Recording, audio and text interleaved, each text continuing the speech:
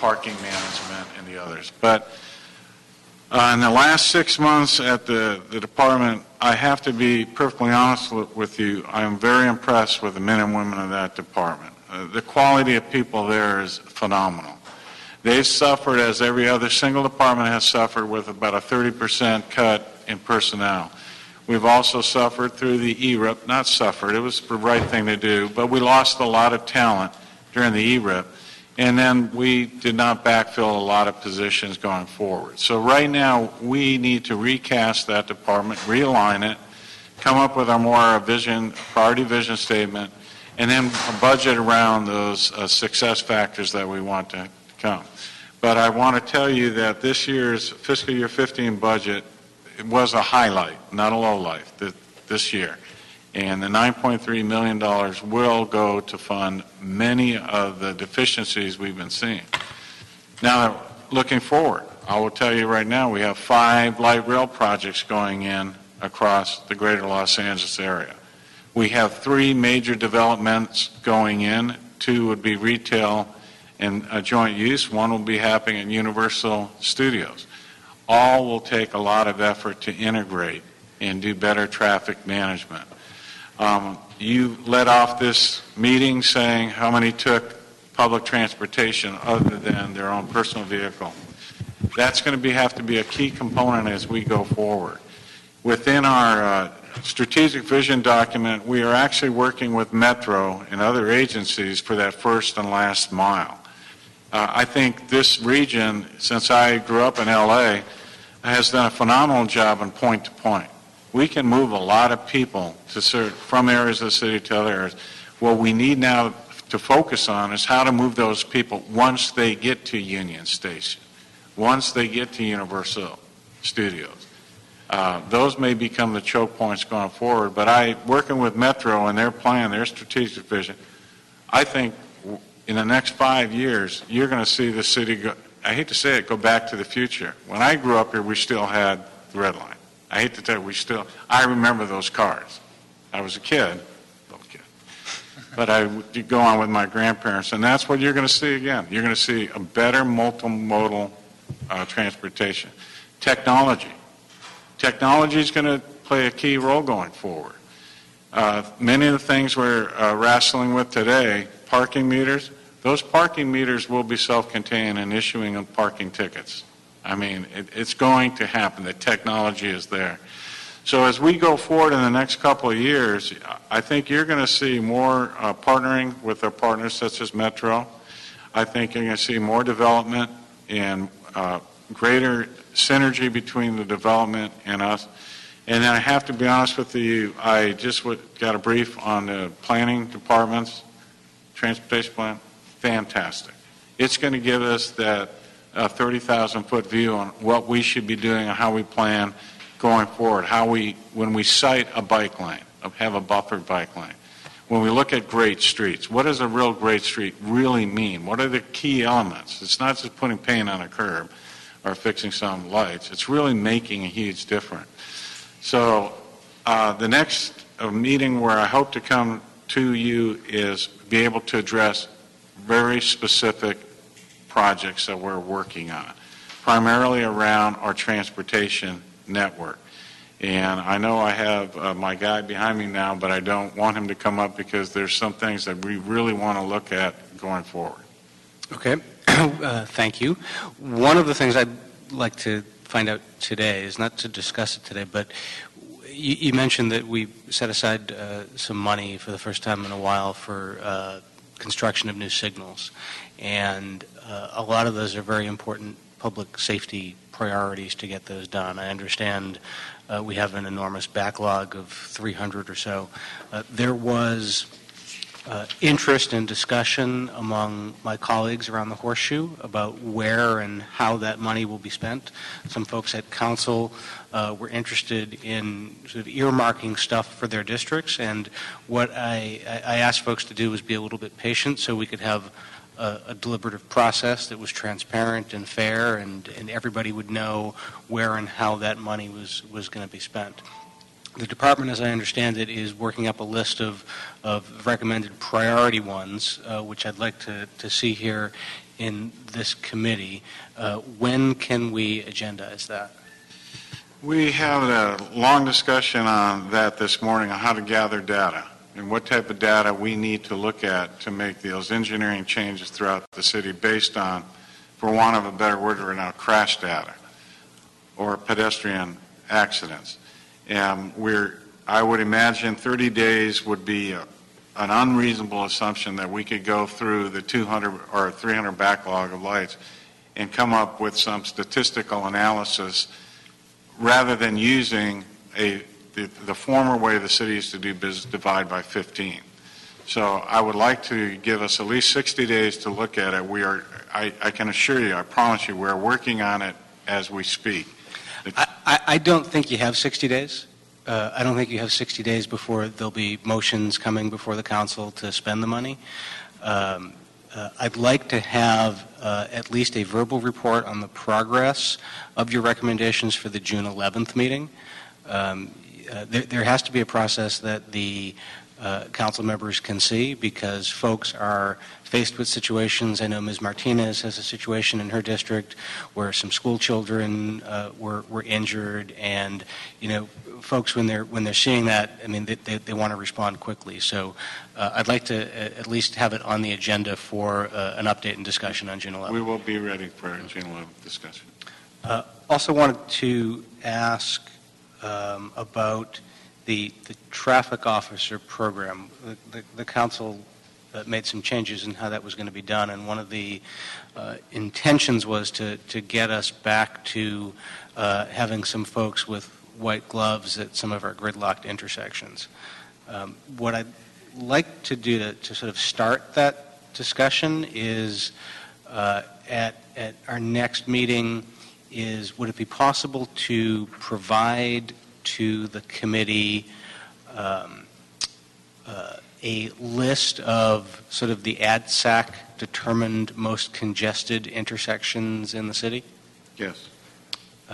And if you could also give us as part of that report an update on where traffic officers have been deployed over the past year for traffic guidance. I understand when Mr. Villaraigosa was mayor, we actually had folks routinely assigned at certain intersections, and that, according to the budget memo that you've reported back with, has effectively been disabled. But I imagine they're still deployed for special events, so I'd just like to get some info on that. They are, and we actually saw them today in and around Union Station and the Alameda Corridor. We have a lot of construction going on, but I'll be happy to come back and report. Thank you. And then the third and final thing I wanted to ask about is with the different resources the department has now as a result of next year's budget, what are your plans for expanding the work on active transportation, bike and ped and complete streets? Be happy to bring that. We had that discussion today as part of our strategic vision. Great. Mr. Corey? Thank you, Mr. Chairman, and thank you, Mr. Muckery. First of all, I'm pleased that there's positive, that you've made positive comments about the department's budget, and I do want to thank Chairman Bonin for the important leadership role that he played in the Budget Committee in making sure that we were able to restructure that in a way that was most useful to the department. So thank you for those comments, and I'm really pleased to hear that that seems to be a positive direction that we're going in. And I'm also very pleased about your discussion on the vision statement, the strategic planning process that you're going through, and the application of metrics that we'll be able to apply to next year's budget as well. One thing that you were commenting upon was working with Metro on the first mile, last mile, which I have long felt we need to do more effectively and more collaboratively with Metro, and now we have a great opportunity with both Mr. Bonin and I sitting on the Metro board to do exactly that. One important step in that direction, I think, is the study that we asked for renewing the analysis of our dash lines, and paying particular attention to how the dash lines can serve as that first mile, last mile conduit to transit. So we did have, the council has requested that report back, and it's been budgeted. Do you know when we might be able to see that coming back?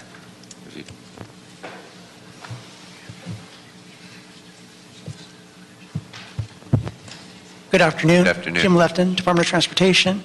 With the passage of the budget, we have the funding that we would need to move forward on the two studies. One is an update of the Community Dash Need Assessment Study, which would help us identify potential new routes that we might want to fund. And then the other was a thorough, detailed line-by-line analysis of all of our existing services and what changes we might want to make to those services as well. So with the funding, we're finalizing a scope of work right now, and I want to add that for both the new services that we're looking at as well as the existing services, connections to regional transit stations, such as rail stations, is going to be a very high priority. We're looking for ways that we can improve that connectivity. Terrific. So, ballpark, I'm not, Given these are two fairly large efforts, and again, with the needs assessment study from 2004 or 5, we had a very extensive public outreach effort involving all the key stakeholders, including all the council offices. We would want to repeat that effort. I think that was one of the key reasons why, when we got to the end of the study, there weren't a lot of issues raised about the ranking. Council pretty much unanimously went along with the ranking. So I think we want to get that right this time as well. So I would guess that to complete both efforts would probably take about 9 months to complete. Okay. Very good, thank you. And with regard to the funding for the new traffic lights and the application of statistical analysis to determine prioritization, let me just say, first of all, I very strongly support that notion, and thank you, Mr. Bonin, for that discussion that we had in council as well, because it doesn't make sense to divide funding like that 15 ways. We did that with the red light cameras, and for when I voted again to discontinue the red light cameras, one of the main reasons I did is because it was very compelling to me that if these really did serve a public safety function that was provable by data, then we would prioritize them to the most important intersections and not divide it by 15. The very fact of dividing it by 15 flew in the face of the public safety benefit that they purportedly provided. So we know how important it is to have signalized intersections, at so many places where we don't have them. So having that kind of statistical analysis is important, and I very strongly support that. At the same time, I do want to make sure that we create an algorithm that in some way fairly measures that, because there are many different ways that you can look at the same, at multiple sets of data to try to determine what are the highest priorities. Traffic counts, collision history, pedestrians in the area, the types of businesses or residences that there are in the neighborhoods. There are many, many factors that come into play. So I assume that we will have an opportunity to have some input or review, at least, of how that ranking is going to take place. We'll make that a priority also. Okay. Related to that, as important as it is to have statistical prioritization, I also think that there does need to be some degree of flexibility in that as well, because often a formula doesn't capture the full, range of needs that particular communities have. So while I would definitely not want to divide by 15, I think there needs to be some role for adjusting of those priorities to meet specific community needs as necessary. So let me just preface our future discussion about that with those comments. I don't need to say anything more about it. Somewhat related, I do just want to close by paying the department a great compliment for working with my office on Valley Village speeding and recklessness control with a lot of the pass-through traffic that neighborhood's been experienced. There have been some collisions and pedestrian safety issues there, and the department did a terrific job of coming in and working with the neighborhood to figure out the best solutions. And as a result, we have 8 or 9 new four-way stop intersections in that neighborhood, which is going to make a huge difference for the people there. And I just wanted to thank you and your staff for doing that. As you were speaking, I wasn't smiling or laughing at you. I just spent 3 hours on that very discussion on how do we prioritize, how do we measure, what are the key components, and how do you address an issue where a council district may not have that same high priority because they don't have the same stresses on them.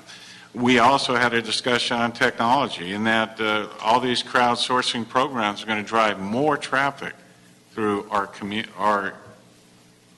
bedroom communities now. Right. If you use Waze, it's going to take you the quickest way, and that may be through these neighborhoods that did not have four-way stops, do not have speed bumps, and people are going to use them because they're going to save 5 minutes on a commute. So all these things are factoring in on how we are proposing our future look of addressing livability in the city of LA. And it's going to be changing. It will change all the time. I think you said flexible. We have to be flexible going forward. It's just when you're measuring human behavior, no statistical formula is ever going to capture all of the nuances in a city of almost 4 million people with all the different communities that we have. And particularly when you're trying to project forward and predict the future, the historical data doesn't even necessarily accurately capture all of that. And the example you just gave is a great one. So we had, for example, when we were looking at safe routes to school, we had a statistical analysis and a prioritization, and that prioritization resulted in almost complete disregard of the entire San Fernando Valley. Now, it could be that all of the most important priorities are outside of the valley, or it could be that the statistical analysis that's used skewed factors that are more present in other places. So that's why I'm sensitive to that issue. I want to make sure that we do the best job that we can in being as fair as possible in our analysis, but at the same time creating some flexibility for the inherent insufficiency of statistical analysis as well. I agree. Thank you. And do you want to compliment the department on one other thing? Your department had an open house recently. And while I was unable to attend, a lot of my staff members showed up, and they thought it was a great opportunity to sort of get to know your staff and to be able to sort of discuss face-to-face some of the community concerns. It was a very good thing, and I'm glad you did it. I couldn't agree more, and it really helps both ways. Our staff needs to know your staff because the communication at the staffing we're at now is key. Yep. We need to be better communication across the board. Thanks for all your good work, John. Thank you. Item number 2. Item number 2 is a DOT report relative to application for Metro's Express Lanes Net Toll Revenue Reinvestment Grant Program funding for 7 proposed projects. Good afternoon. Carlos Rios, Delhi DOT. The last time I was here, I was seeking authority for similar process, $360 million available statewide. This is another request that we're coming to you to submit applications to Metro for $16 to $19 million that have been made available as a result of the revenue that they've generated on the hot lanes on the 10 and the 110 freeway. Basically, what this application is asking for is projects within a 3-mile radius of the 10 and 110 hot lanes, and they've broken down into 3 modal categories, if you will. System connectivity, active transportation modal category, transit use, and highway improvements modal category. It should also be noted that the way they're breaking this up into these 3 modal categories, they're also breaking it up into corridors. 60% of the funds is going to be made available along the 110 corridor, and 40% of the revenue is going to be available along the I-10 corridor. So what you have here is our request to seek approval to submit these 7 projects for funding applications. We can go through them one by one. Under the first modal category, we have the Cesar Chavez Great Streets Program. It's a part of the Mayor's Great Streets Initiative. It's an extension of a previous ATP application that we wrote. The ATP application ended just short of the easterly boundary of the Great Streets, so we're using this opportunity to kind of fill that last gap. The second project is a bicycle-friendly street project. It kind of builds upon an outreach effort that was done with a separate grant for building a bicycle-friendly street in the South LA area. We have a MyFig marketing and education campaign. This is a request for $150,000 spearheaded by the city planning. They just want to use these funds to just do more marketing and outreach as the MyFig project progresses forward. Could have used that about 6 months ago. Those are the 3 projects in that modal category. We have 1 project that's competing in the transit modal category. It's an extension of the commuter express service. And we have 3 projects in the highways. Echoing what my general manager just stated, we have that backlog of about 300 signals. What we did is we tried to identify the signals that would fit best under this particular application so that we don't have to use that $6 million. We can try to free up some of that to fund some of the backlog of that particular database that we have. So we're going to be seeking, writing an application to seek about $1.5 million to build some of those signals, hopefully to free up the $6 million for other uses. And then the last 2 projects are just AdSec infrastructure, communication hubs. And lastly, it's not an actual authorization, but it's in the discussion of the report. Metro has the regional bike share program, and as a result of that program, the city of LA, as long as other cities, are required to put a match. So we're working with Metro to write an application on the city's behalf for that match. And if it's a successful application, then we would come back and seek the authorities that we would need to manage and deliver that particular pot of money towards the regional bike share. Before I ask a couple questions, we have a public comment card from CD14. Kevin, how do you pronounce your last name, Kevin? Alcabillo.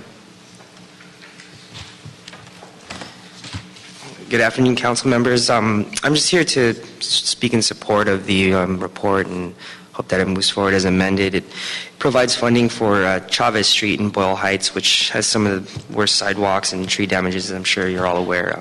There in particular, it's pretty bad. And also what this will do is continue the improvements that along Cesar Chavez that are previously funded under Metro Call and just continue it eastward towards Lorena to just tie the whole streetscape together. Thank you. Great.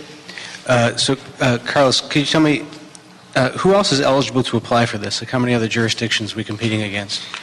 It would basically be city on the south side, the city of Gardena, city of Hawthorne, I believe. It's essentially 3 miles radius from where the hot lanes are, which is the 101-10 interchange all the way down to the Harbor Expressway.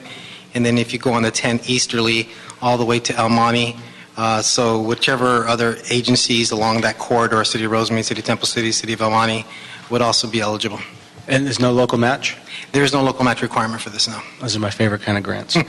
I see in my notes that applications are due to Metro by the 30th. That is correct, yes, on Friday. Okay, so Mr. Clerk, when is this scheduled for council? On Friday. Okay, well, that's well-timed. Mr. Krikorian, any questions? No, we better hurry up. Yeah, no kidding. All right, so we will move this forward to council, get back to your office and get to work. Time's ticking. Okay, next item.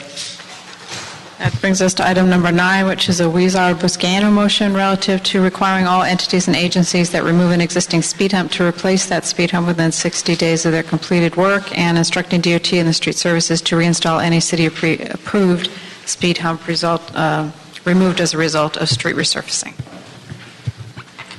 Okay, in addition to department staff, I understand Dan will be here from DOT, Keith Mosey from Street Services, Kevin from CD14, why don't you come up as well? It was Mr. Weezar's motion, so Kevin, if you want to sort of frame it for us, that'll help set things up. Absolutely. Good afternoon again, council members. As you know, speed humps are an effective measure to reducing speeds and increasing safety for all road users, their vehicles, cyclists, and pedestrians. And our own DOT has done studies on Los Angeles streets that demonstrate their impact on safety throughout our neighborhoods. And compared to other traffic safety interventions, speed humps remain a cost-effective measure, but also remain in high demand. And as we understand, the speed hump program in the city of Los Angeles was cut due to funding limitations a few years ago, and we just wanted to get some clarification from the departments as to where the current program exists and how it functions today.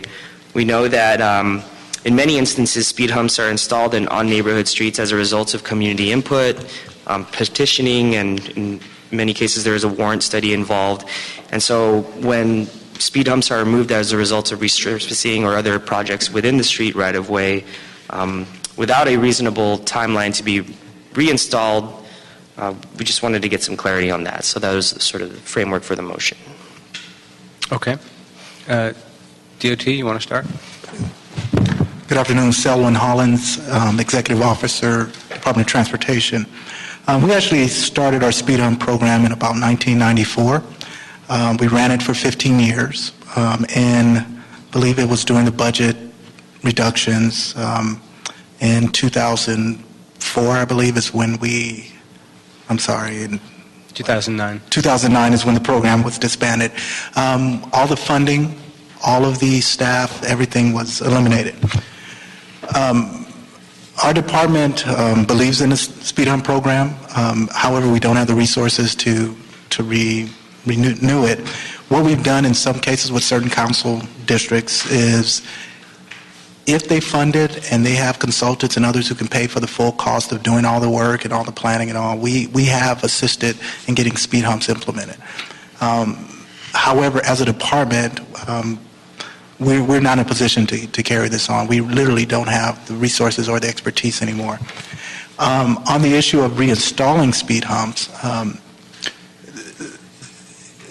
that's more on the street services side of the house. We do support them in helping identify, history or locations, but it is not something that, I believe they have the funding for either. It's something that when the speed hump program left, all the funding for construction and support was eliminated.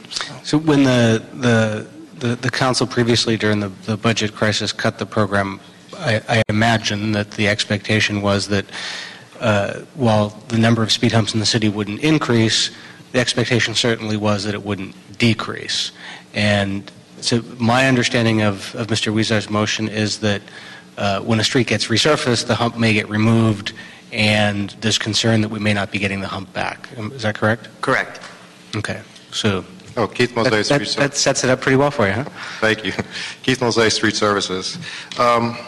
It's correct. The speed hump program is not funded. However, when we resurface streets, we do reinstall the speed humps when crews and equipment are available.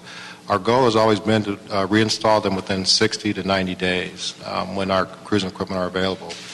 Typically, when we have a break in our program, say this year we're doing 800 miles of pavement preservation total. This year we didn't have a break. So our miles have actually increased for our resurfacing program. And the same men and women that are performing the resurfacing work actually go back and reinstall the speed humps. And so we've seen an increase in our resurfacing program, and when we can, we place these locations on a backlog, and we go back and we do reinstall them. Okay. You have a more specific question? Let me ask it this way. Okay, go ahead. If you resurfaced a street in CD14 Yes. 2 months ago, and the speed hump was removed, what's the likelihood right now that the speed hump is now there?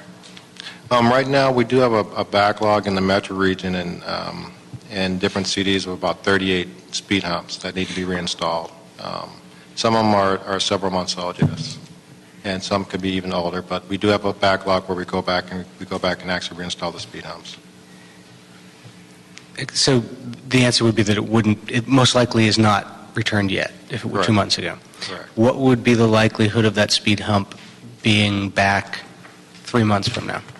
Very, very good. We actually have a crew, crews are actually starting, as we're finishing up this current resurfacing program, crews have actually already started reinstalling speed humps as we speak. So you will have eliminated how many is in the backlog now? We have approximately 90 to 95 approximately that need to be reinstalled. Is there a target date by which that backlog will be eliminated?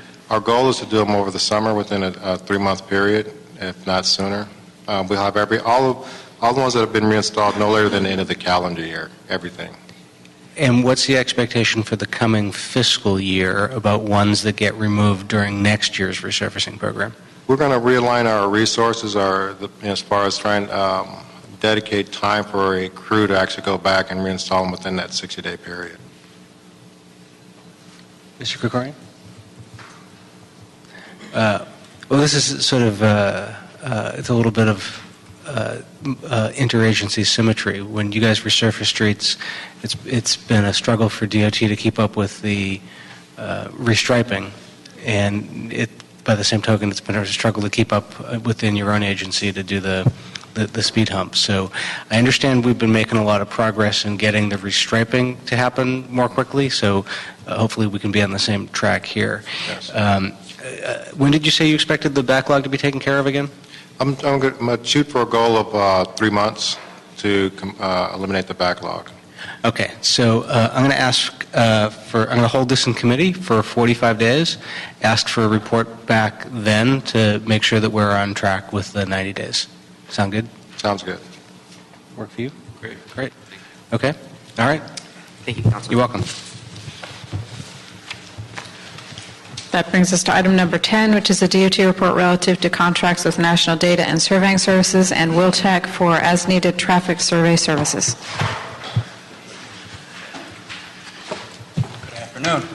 Good afternoon, members of the committee.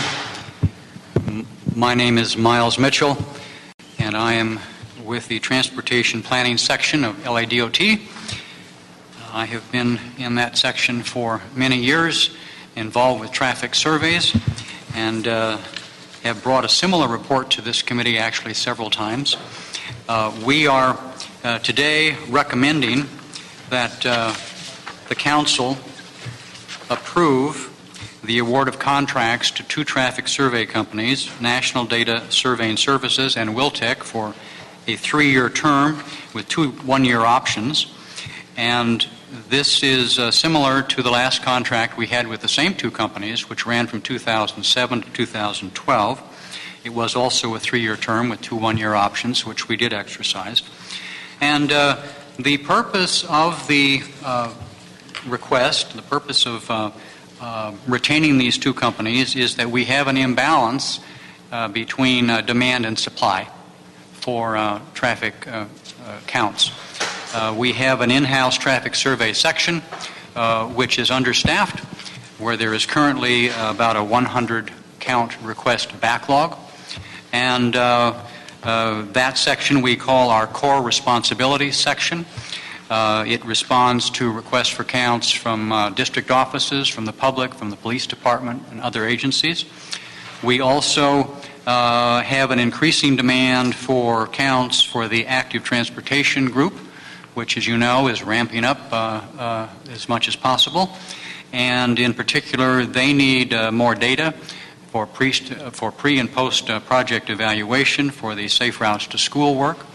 And then a program that I personally manage and have for many years is the Congestion Management Program, or CMP program, which is where we count the city's largest 47 intersections every other year.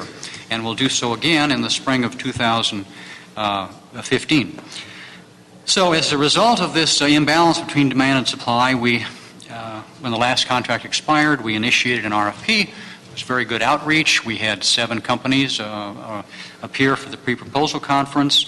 After a very rigorous and careful screening process within DOT, we selected two companies, NDS and Wiltec, for the awarding of contracts.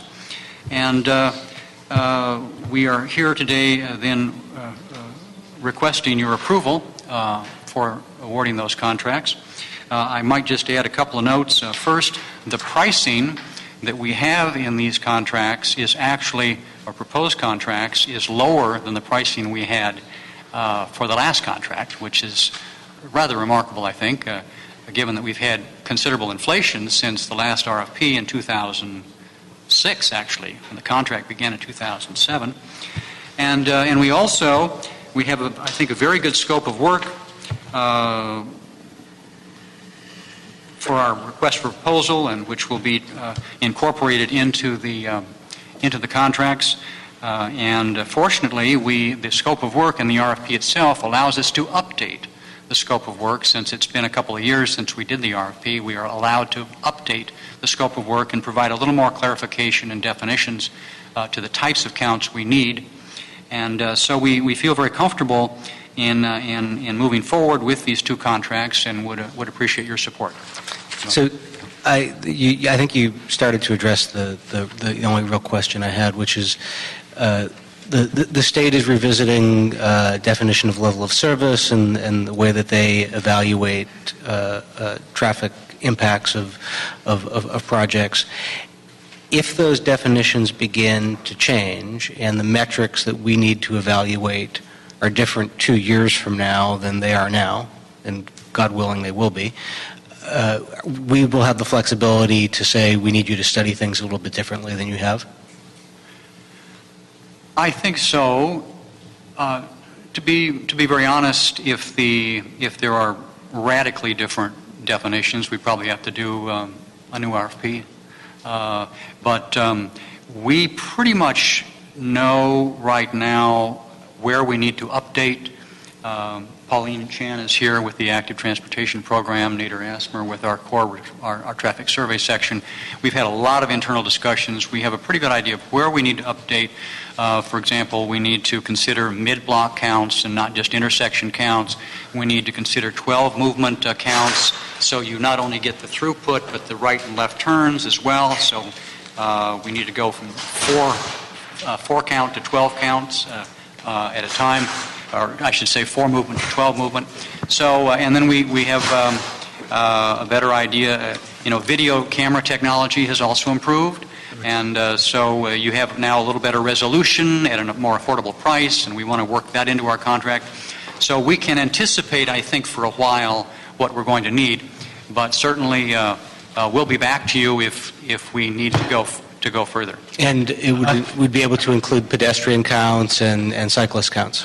And just to clarify, Yes. regarding a comment that you made, if we need to go back, we can amend the contracts. I believe there's a provision in there, isn't there, that allows the parties agree to amend?